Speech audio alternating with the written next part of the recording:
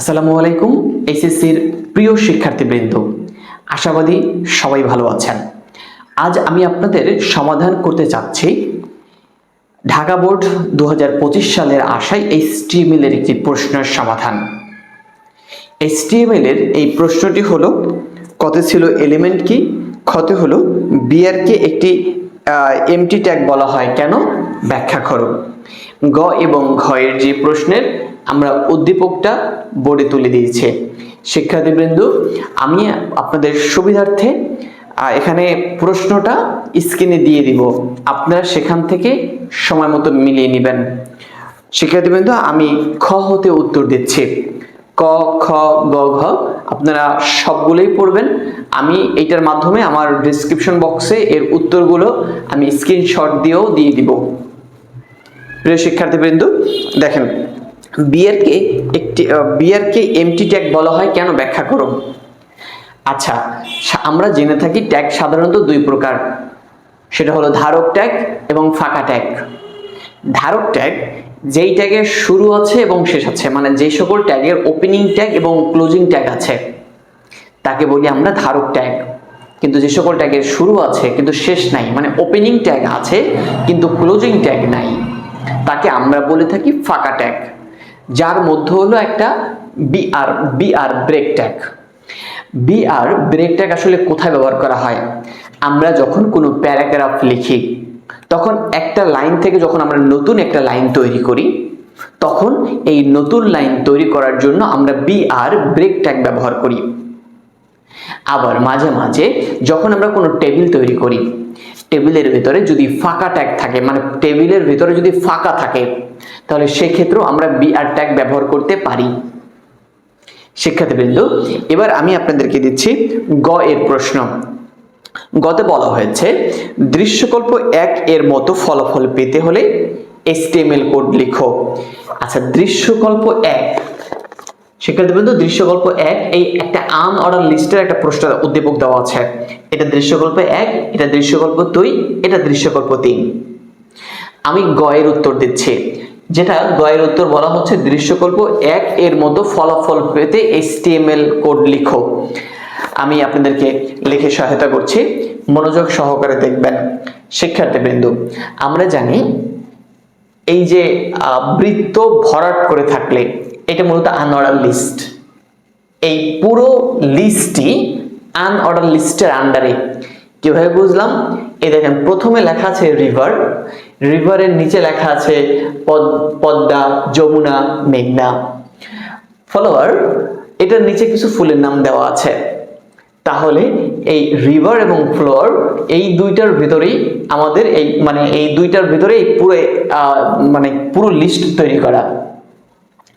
শিক্ষার্থীবৃন্দ, আমাদের HTML করতে গেলে সবার আগে করতে হবে, প্রথমে লিখতে হচ্ছে HTML,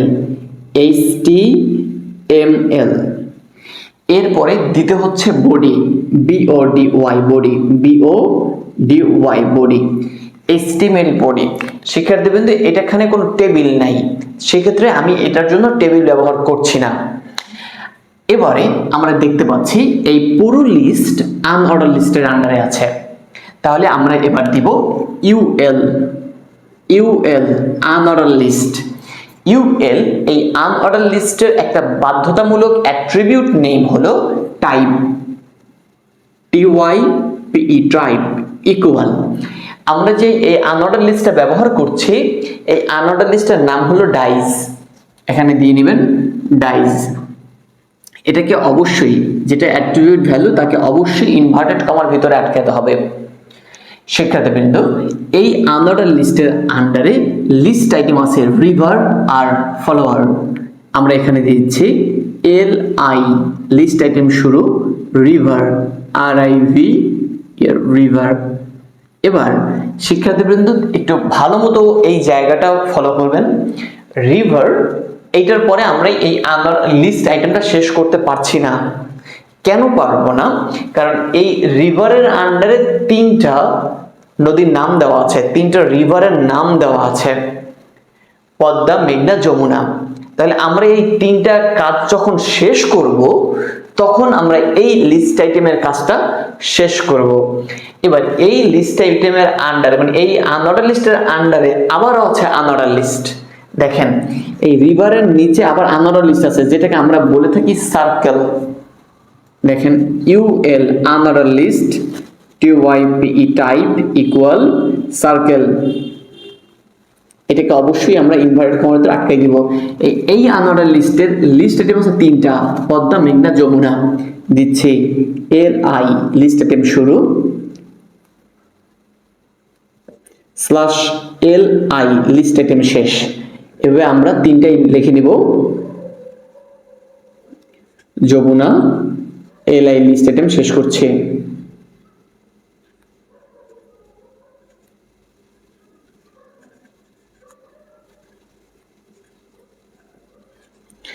শিক্ষার্থীবৃন্দ এখন আবার একটু ভালো করে দেখেন, আমরা পদ্মা, মেঘনা, যমুনা এই তিনটা লিস্ট আইটেমের কাজ শেষ করছি। এই তিনটা লিস্ট আইটেমে ছিল আনঅর্ডার লিস্ট। কোন ধরনের? সার্কেলের। এই যে আনঅর্ডার লিস্ট শুরু করেছিলাম, দেখেন আমি এই আনঅর্ডার লিস্টটা স্ল্যাশ ইউএল আনঅর্ডার লিস্টটা শেষ করলাম। এরপর দেখেন শিক্ষার্থীবৃন্দ এই যে লিস্ট আইটেম শুরু করেছি আমরা কিন্তু কোথাও শেষ করিনি, আমরা এইটা এখন এই জায়গাটা থেকে শেষ করব, slash L I list item শেষ। ওকে, এরপরে এই যে ফ্লাওয়ার আছে বা ফুল, এই যে সেই ফ্লাওয়ারের জন্য আমরা এই দেব এল আই লিস্ট আইটেম শুরু। এবার দেব flower F L O W E R flower. এবার আমরা এই জায়গাটা থেকে এই যে লিস্ট আইটেমটা শুরু করেছি এটা শেষ করতে পারছি না, কারণ এটার আন্ডারে কিছু ফুলের নাম আমাকে দেওয়া আছে আনঅর্ডার লিস্ট, যেটাকে আমরা বলে থাকি square. UL another list type TYPE type equal square। যে এই স্কয়ার এর আন্ডারে তিনটা লিস্ট আইটেম আছে, দিচ্ছি আমরা সেই তিনটাকে LI লিস্ট আইটেম শুরু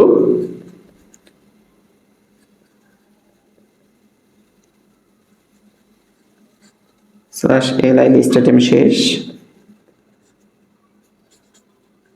রোজ স্ল্যাশ এলআই লিস্ট আইটেম শেষ, আবার এলআই লিস্ট আইটেম শুরু, lily LI LY lily slash LI list item শেষ। শিক্ষার্থীবৃন্দ এই যে আমার তিনটা লিস্ট আইটেম, এই তিনটা লিখছি, এই তিনটা কার আন্ডারে ছিল? এই আনঅর্ডার লিস্ট স্কয়ার আন্ডারে ছিল। তাহলে সেই ক্ষেত্রে আমরা এইখান থেকে স্ল্যাশ ইউএল আনঅর্ডার লিস্ট শেষ করছি, এই যে এটা শেষ করছি। এই যে দেখেন এই লিস্ট আইটেমটা শুরু করেছি, স্ল্যাশ এলআই লিস্ট আইটেমটা শেষ করলাম। এবার এই যে আমার দুইটা লিস্ট, এই দুইটা লিস্ট আইটেমের কাজ শেষ করেছি, দেখেন এই রিভার এবং ফলোয়ার। এরপরে দেখেন এই পুরোটা এই কি ছিল? এই আনঅর্ডার লিস্টের আন্ডারে শুরু করা ছিল, এবার এখানে স্ল্যাশ ইউএল আনঅর্ডার লিস্ট শেষ করব। এবার এই যে দেখেন বডি এবং এইচটিএমএল যা শুরু করেছিলাম এটা আমরা শেষে গিয়ে শেষ করব, স্ল্যাশ বিওডিওয়াই বডি স্ল্যাশ এইচটিএমএল। প্রিয় শিক্ষার্থীবৃন্দ, যারা এইচটিএমএল এর বেসিক ক্লাস আসলে বুঝতেছেন না, যদি সমস্যা হয় আমার সাথে আপনারা সরাসরি যোগাযোগ করতে পারবেন, আমি আপনাদেরকে এর এইচটিএমএল এর মূল বেসিক ক্লাস বুঝিয়ে দিব। যদি কেউ অনলাইনেও চান সেক্ষেত্রে কোনো সমস্যা নেই, আপনাদেরকে অনলাইনেও এর সমাধান দেওয়া হবে। তবে বোর্ড প্রশ্নগুলো একটু ভালো মতো পড়ার চেষ্টা করবেন। শিক্ষার্থীবৃন্দ এটা হলো আমাদের গ এর উত্তর, যেটা ছিল দৃশ্যকল্প 1 দৃশ্যকল্প 1 এর মতো আউটপুট পেতে HTML কোড প্রস্তুত করো। আমরা সেই HTML কোড প্রস্তুত করে দেখালাম। শিক্ষার্থীবৃন্দ আমরা এবার ঘ এর উত্তরটা পড়ার চেষ্টা করছি। প্রশ্নটাকে একটু দেখছি, দৃশ্যকল্প 2 এর সাহায্যে দৃশ্যকল্প 3 বাস্তবায়ন করে দেখাও। শিক্ষার্থীবৃন্দ আমরা দৃশ্যকল্প 2টা একটু ফলো করি। এই যে দেখেন এখানে দেওয়া আছে কি, দেখেন HTML body table, table row, table data, table row শেষ, টেবিল শেষ, বডি শেষ, HTML শেষ। শিক্ষার্থীবৃন্দ আমাদের যে দৃশ্যকল্প 3 দেওয়া আছে এই 3টা একটা টেবিল, এবং সেই টেবিলের ভিতরে যে সকল তথ্য দেওয়া আছে এগুলো হচ্ছে এই টেবিলের যে ভিতরে রো আছে, রো এর ভিতরে যে সকল তথ্য দেওয়া আছে এগুলো আমরা জানি ডাটা। এক কথায় এই টেবিলটার HTML কোড করো, এই কথাটা বললেই ভালো হতো, কিন্তু একটু প্রশ্নকে ধরেন একটু আপডেট করতে বা একটু ঝামেলা দেওয়ার জন্য ঢাকা বোর্ডে এই কাজটি করেছে যে এই দৃশ্যকল্প 2 এর মতো এই 3 পাওয়ার জন্য HTML কোড প্রস্তুত করো। শিক্ষার্থীবৃন্দ, আমরা এবার এই যে নিচে যে HTML কোডটা দেওয়া আছে, মানে নিচের যে টেবিলটি দেওয়া আছে, আমরা এই টেবিল তৈরির HTML কোড শিখব। শিক্ষার্থীবৃন্দ, আমাদের পিছনে যে প্রশ্নটা আগে করা আছে গয়ের, আমরা এটা মুছে ফেলবো। আপনাদের যদি প্রয়োজন হয় আপনারা স্ক্রিনশট দেওয়ার জন্য আমি একটু সুযোগ দিচ্ছি, আপনারা স্ক্রিনশট দিয়ে নিতে পারেন। ঠিক আছে, ধন্যবাদ। এবার আমি আপনাদের এই দৃশ্যকল্প 3 এর HTML কোডটা করে দেখাচ্ছি। আমি এটা একটু মুছছি, ক্লিন করে নিচ্ছি।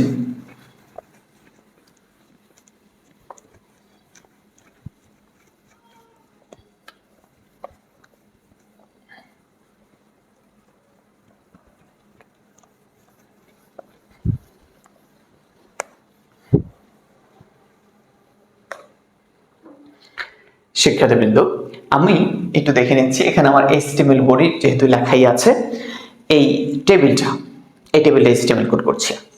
আচ্ছা, এই প্রথমে HTML বডি, এরপরে আমাদের এখানে আছে টেবিল।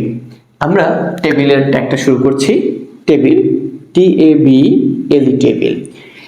টেবিলের জন্য একটি অ্যাট্রিবিউট নেম আছে। টেবিলের অ্যাট্রিবিউট নেম হলো বর্ডার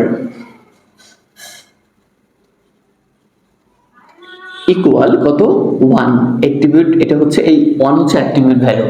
যারা আসলে 1 বোঝেন না তারা মূলত জানেন এই টেবিলের চারপাশে যে বর্ডারটা দেওয়া আছে এই বর্ডারটার জন্য আমরা ব্যবহার করি 1।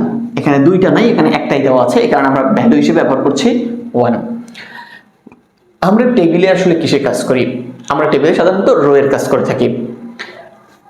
এই TR, আমরা প্রথম রো এর কাজ শুরু করছি, TR টেবিল রো।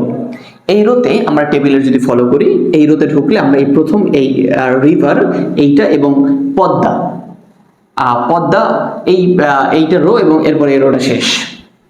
তাহলে প্রথম রোতে যে দেখি আমি রিভার, এটা মূলত টেবিল হেড, আমি দিতে পারি এখানে TH। কিন্তু এই হেড নিয়ে একটা কথা আছে, সেক্ষেত্রে কিন্তু এই হেডের ভিতরে 1 2 3 তিনটা রো অন্তর্ভুক্ত আছে, যেটা একাধিক রো নিয়ে যদি একটি রো প্রস্তুত করা হয় একে আমরা বলে থাকি রো স্প্যান। তাহলে এখানে তিনটা রো 1 2 3, এখানে তিনটা রো হওয়ার কথা, এই কারণে এখানে একটা অ্যাট্রিবিউট নেম বসবে rho span, ROWSPAN, rho span equal 3। এরপরে যে এলিমেন্টটা ব্যবহার করা হয়েছে তার নাম রিভার /TH, টেবিল হেডটা শেষ। এইটার পরে আমাদের রো হিসেবে ব্যবহার করা হবে পদ্মা। দেখেন পদ্মা হচ্ছে table data, TD table data, Padma /TD table data শেষ। সেক্ষেত্রে কিন্তু এইটার পরে আমাদের কিন্তু এই রোটা শেষ, এরপর এই /TR আমরা টেবিল রো শেষ করছি। এই হচ্ছে প্রথম রো। দ্বিতীয় রো শিক্ষার্থীবৃন্দ আমাদের এখানে আছে রিভার এবং যমুনা। যেহেতু রিভারের কাজ একবার হয়েছে সেহেতু রিভারের কাজ আর হবে না, পরবর্তী রোতে শুধু যমুনা, তার পরবর্তী রোতে থাকবে শুধু মেঘনা। দেখেন TR টেবিল রো শুরু, TD টেবিল ডাটা শুরু, কারণ যমুনা একটি data, Jamuna /TD table data শেষ। এরপরে এই যে রোটা, এইটা রো এর পর তার কিছু নাই, এই কারণে /TR টেবিল রো শেষ করলাম। এটার পরে এই যে মেঘনা দেখছেন এটা অন্য আরেকটা রো, সেক্ষেত্রে আমি আবার রো শুরু করছি, TR টেবিল রো শুরু, TD টেবিল ডাটা শুরু, মেঘনা টেবিল ডাটা শেষ। এই মেঘনার পরে এই রোতে আর কিছু নেই, একটু ফলো করেন, মেঘনার পরে রোতে কিছু নেই, তার কারণে আমি টেবিল রো শেষ করলাম। এর পরবর্তী রোতে এই ফ্লাওয়ার শব্দটা আছে, এটা TR, এই টেবিল রো শুরু। এই ফলোয়ার শব্দটিতে আবারও বললাম এখানে তিনটা রো এর আন্ডারে একটা রো আছে, এই কারণে এখানে ব্যবহার করা হবে রো স্প্যান। কিন্তু ফলোয়ার শব্দটা কি table head, TH table head, এখানে ব্যবহার করব rho span, ROWSPAN rho span equal কত বলেন 3। এখানে কারণ তিনটা রো মিলে একটা রো অন্তর্ভুক্ত আছে, এখানে টেবিল হেডটা কি বলবে flower FLOWER follower slash TH table head শেষ। টেবিল হেড শেষ করছি কিন্তু টেবিল রো শেষ করতে পারছি না, কারণ এটার ভিতরে আরো একটি ডাটার অন্তর্ভুক্ত আছে, TD টেবিল ডাটা।